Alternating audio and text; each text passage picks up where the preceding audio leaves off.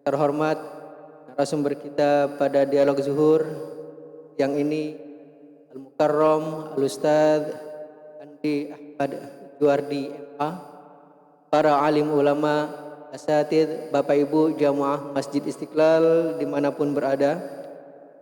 Terima kasih banyak kepada para jamaah yang telah meluangkan waktu dan ikut bergabung bersama kami, baik di ruang utama Masjid Istiqlal maupun YouTube Masjid Istiqlal TV.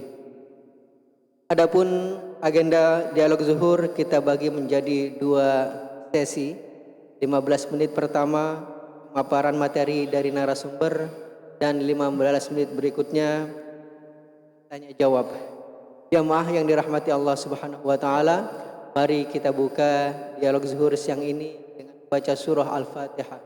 Semoga Allah Subhanahu wa taala memberikan ilmu yang bermanfaat bagi kita. Al-hadziniyah wa la kulli niyatin shalihah wa ila hadratin nabiyil mustafa Rasulillah sallallahu alaihi wasallam. Al-Fatihah. A'udzu billahi minasyaitonir rajim. Bismillahirrahmanirrahim. Alhamdulillahirabbil alamin. Maliki yaumiddin. Iyyaka na'budu wa iyyaka nasta'in. Ihdinas siratal mustaqim. Siratal ladzina an'amta 'alaihim ghairil maghdubi 'alaihim waladdallin. Amin. Jamaah yang dimuliakan Allah Subhanahu wa taala, mari kita simak dialog zuhur pada hari Kamis 25 Jumadal Ula 1443 Hijriah yang bertepatan dengan 30 Desember 2021 Miladiah dengan narasumber Al-Mukarram Al-Ustadz Andi Ahmad Juwardi MA membahas kitab Undang-Undang Perkawinan Permasalahan Keluarga dengan judul Hak dan Kewajiban Antara Orang Tua dan Anak. Waktu sepenuhnya dipersilahkan.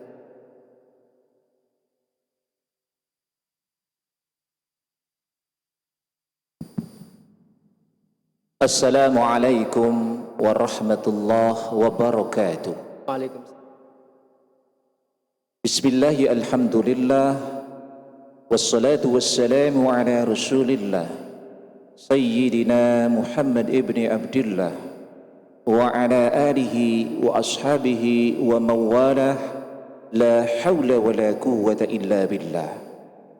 Rabbi shrah li sadri wa yassir li amri wahlul 'uqdatam min lisani yafqahu qawli. Ibu bapak hadirin hadirat jamaah Masjid Istiqlal yang dirahmati dan dimuliakan Allah Subhanahu wa taala. Berbicara tentang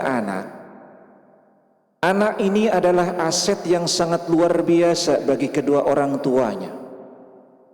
Anak inilah yang akan meneruskan garis keturunan kedua orang tuanya.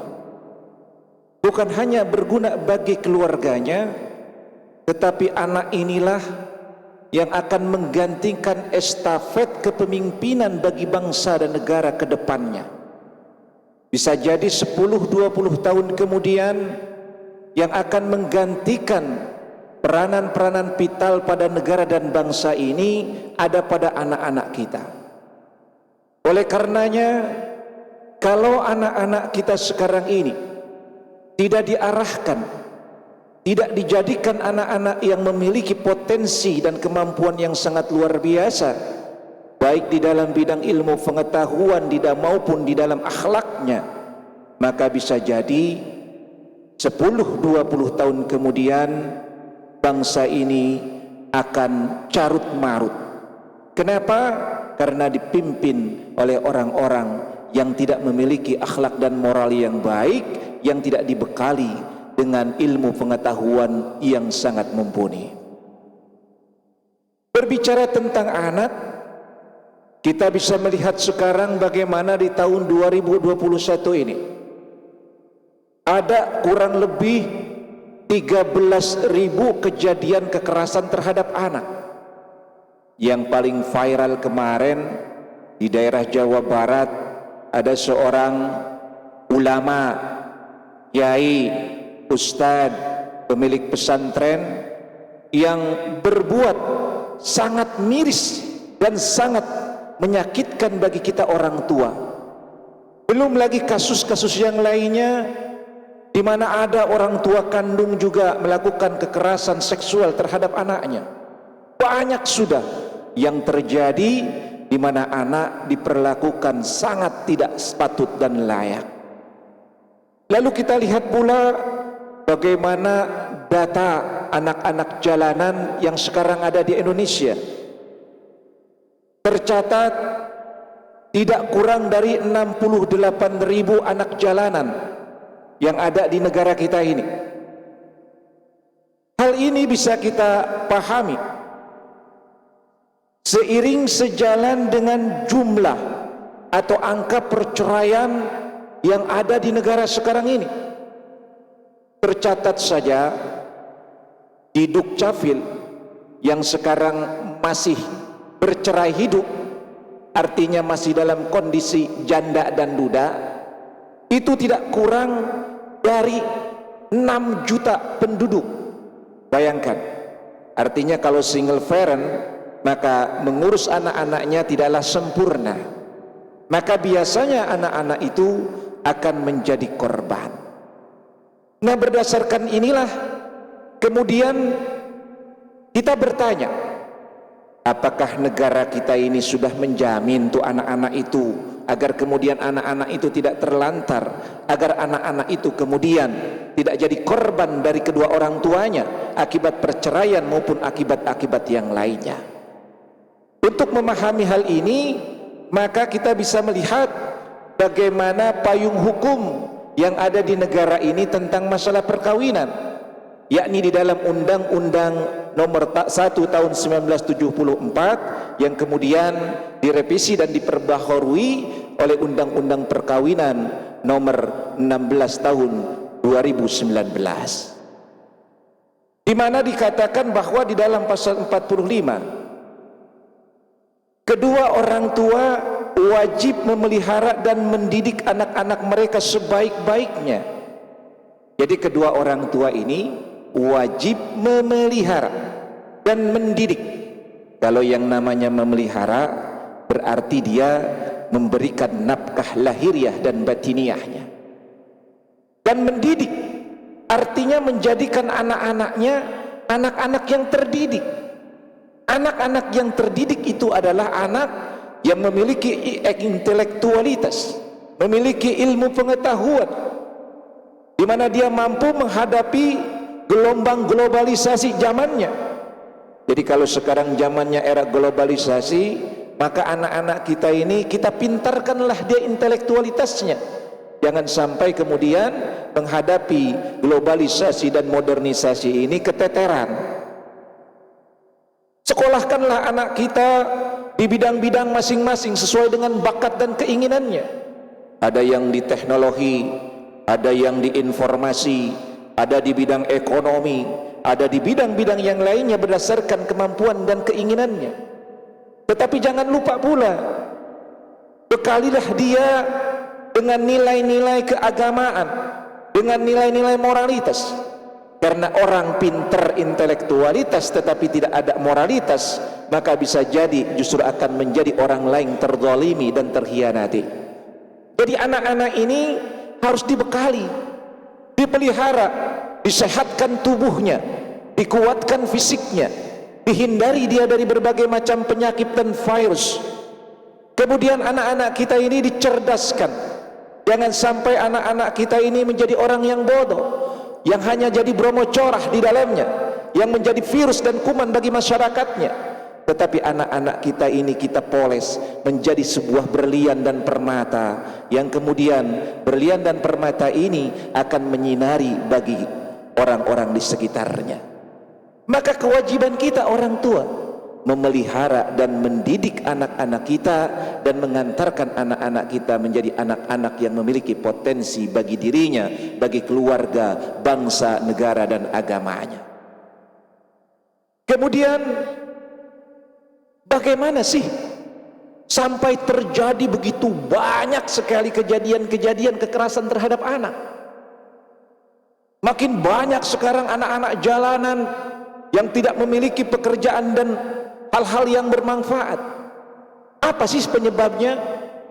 Maka setidaknya ada dua hal yang sangat signifikan yang menjadi penyebabnya.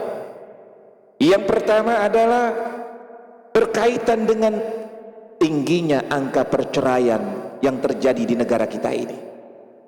Oleh karenanya, kepada keluarga-keluarga, kepada suami istri, maka pertahankanlah rumah tangganya, perhatikanlah kepentingan anak-anaknya. Jangan egois, jangan ingin menang sendiri, tetapi lihat kepentingan keluarga. Mungkin bolehlah Anda bercerai, tetapi lihat siapa yang jadi korban. Bolehlah Anda berpisah, tetapi lihat siapa yang jadi korban. Pak, kan bercerai juga masih bisa ngurus anak. Betul, masih bisa ngurus anak, tapi tentu berbeda mengurus anak sendirian dengan berdua. Oleh karenanya, yuk kita sama-sama kuatkan diri kita dan keluarga kita. Jangan sampai permasalahan-permasalahan yang menimpa keluarga kita ini kemudian membuat rumah tangga kita porak-poranda. Ini permasalahan bangsa kita. Bangsa kita, negara harus turun tangan di dalamnya. Jangan sampai angka perceraian semakin meningkat, karena kalau dibiarkan ini terus meningkat, maka yang akan jadi korban adalah anak-anak kita. Lalu yang kedua yang menjadi penyebab yang sangat-sangat signifikan adalah berkaitan dengan angka kerja perempuan. Angka kerja perempuan yang bekerja sekarang ini sangat luar biasa. Terdaftar, tercatat tidak kurang 50 juta jiwa perempuan yang bekerja. Dari angka 272 juta jiwa misalnya, 50 juta jiwa itu perempuan yang bekerja. Kalau dia masih single sih tidak masalah di dalamnya. Tetapi kalau dia memiliki keluarga, maka pertanyaannya, siapa yang akan memelihara, mendidik anak-anaknya? Maka sadarilah bahwa undang-undang kita ini sudah mengatur sedemikian rupa, baik undang-undang perkawinan maupun kompilasi hukum Islam yang berdasar diangkat dari kaidah-kaidah hukum Islam, sudah menjelaskan tugas dan kewenangannya masing-masing, hak dan kewajiban antara suami dan istri. Idealnya yang mencari nafkah itu kan perempuan, laki-laki maksud saya. Yang mencari nafkah, yang memberi nafkah itu laki-laki, yang bekerja itu laki-laki. Yang perempuan itu adalah mengabdi kepada suaminya, mendidik anak-anaknya, memelihara anak-anaknya, mengantarkan anak-anaknya menjadi anak-anak yang berguna bagi keluarga, bangsa, negara, dan agamanya. Tapi kalau sekarang yang perempuan, yang istri sibuk bekerja di luaran, coba kita bayangkan berangkat jam 5, pulang lagi jam 5, jam 6 sampai rumah jam 7 selama 6 hari. Siapa yang mendidik anak-anaknya? Ini permasalahan bangsa, ini realita, dan negara harus turun tangan di dalamnya, karena hal ini berkaitan dengan pemenuhan kebutuhan sehari-hari. Yang jadi alasan kan begitu. Nih kalau istri saya nggak kerja, nih gimana bayar cicilan kreditan motor, kreditan rumah, hutang A, hutang B. Nah inilah yang harus segera ditangani oleh kita. Bagaimana pola hidup kita di dalam hidup ini jangan hedonisme. Jangan hanya mengejar kesenangan duniawiyah saja, tetapi dunia itu kan hanya sababiyah saja. Dunia itu kan hanya bekal saja. Bekal untuk apa? Untuk mendapatkan, meraih, melakukan, dan mencapai derajat-derajat pahala akhirat. Jadi jangan kita terbujuk dengan dunia. Boleh kita bekerja, tapi bekerja itu kan hanya sababiyah saja, hanya syariat saja. Hakikatnya kita kan mencari ridha Allah Subhanahu wa taala. Dan jangan lupa, di dalam aturan agama kita, di dalam aturan negara kita, laki-lakilah yang memberikan nafkah lahir dan batinnya. Oleh karenanya malu kita sebenarnya ketika kita jadi suami, tetapi kita punya istri sibuk di luaran bekerja. Anak-anak kita terlantar. Oleh karenanya, coba kita telaah kembali. Apakah banyak madorotnya kah atau manfaatnya kah ketika pasangan kita bekerja? Dalam hal ini saya tidak melarang perempuan bekerja, tetapi ingat, ada pekerjaan-pekerjaan yang tidak mengorbankan keluarga, terutama anaknya. Oleh karenanya, ibu bapak hadirin hadirat yang dimuliakan Allah Subhanahu wa taala, sebuah peringatan bagi kita semua agar kita mengingat kembali dan menyadari apa fungsi, apa kewajiban kita sebagai orang tua, di mana kewajiban utama kita adalah menjantarkan anak-anak kita ini menjadi anak-anak yang berpotensi, yang memiliki kualitas secara intelektualitas maupun kualitas di dalam masalah akhlak, moral dan etika. Mudah-mudahan dengan kita memahami aturan-aturan yang ditetapkan oleh agama, aturan-aturan yang ditetapkan oleh negara, kita menyadari bahwa segala apa yang terjadi sekarang ini itu pada dasarnya adalah kesalahan kita di dalam memahami pola-pola aturan berumah tangga. Kita berdoa bersama, mudah-mudahan keluarga-keluarga kita menjadi keluarga-keluarga yang sakinah, mawaddah warahmah. Anak-anak kita akan menjadi anak yang soleh dan salehah, yang berbakti, yang berguna bagi keluarga, bagi agama, bagi nusa, bangsa dan negara. Itulah kurang lebih kajian tentang masalah hak dan kewajiban antara orang tua dan anak. Mudah-mudahan apa yang disampaikan bermanfaat bagi kita semua. Mohon maaf apabila ada kesalahan dan kekurangan. Usikum wa nafsi bittaqwallah. Assalamualaikum warahmatullahi wabarakatuh. Waalaikumsalam warahmatullahi wabarakatuh. Subhanallah walhamdulillah. Sekali apa yang disampaikan narasumber kita pada siang ini, ada beberapa poin yang kami catat. Yang pertama, wajib memelihara dan mendidik agar anak-anak kita berpotensi dan bermanfaat untuk umat. Yang kedua, kita sebagai orang tua seharusnya memoles kepribadian anak dengan ilmu dan akhlakul karimah agar kelak anak-anak kita menjadi berlian dan pemimpin yang dibutuhkan masyarakat. Dan yang ketiga, aturan yang ada baik di dalam Al-Quran dan Sunnah dan juga aturan yang dikeluarkan pemerintah ini adalah aturan yang akan membawa dan memberikan manfaat bagi kita baik di dunia maupun di akhirat. Untuk itu mari kita perhatikan kita sebagai orang tua.